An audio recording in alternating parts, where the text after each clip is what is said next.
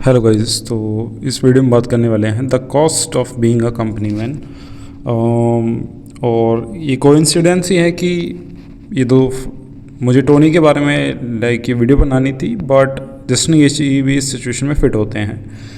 Tony कैसे fit होते हैं?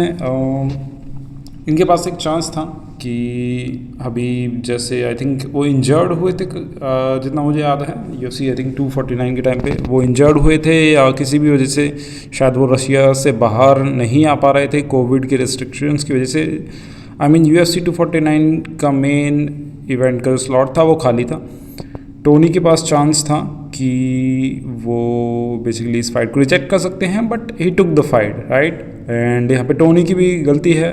2 बार वेट कर टोनी ने किया, and then maybe he was confident that कि जस्टिन गेची को बीट कर देंगे, बट स्टिल उनके पास एक ये चांस था कि क्योंकि UFC 249 टोनी वर्सेस हबीब ये मेन इवेंट एक तरीके से कैंसिल हो सकता था, बट टोनी वाज लाइक कि नहीं, for the fans I am doing it. Result ये हुआ कि टोनी का डाउनफॉल इस लॉस की वजह से स्टार्ट हुआ। जस्टिन गेची कैसे फिट होते हैं इस सिचुएशन में? UFC 300 जस्टिन गेची क्या थे, मोमेंटम था उनके पास, एंड उस इवेंट को सेव करने के लिए he accepted the fight against Max Holloway and he lost the fight, क्योंकि ये फाइट काइंड ऑफ उस सिचुएशन पे it does not make like any sense.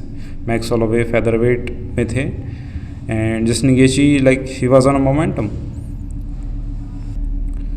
Then again तो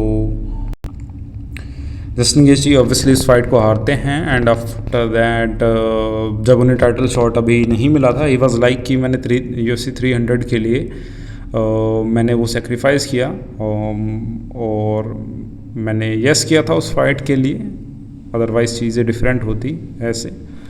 तो ये है the cost of being a company man.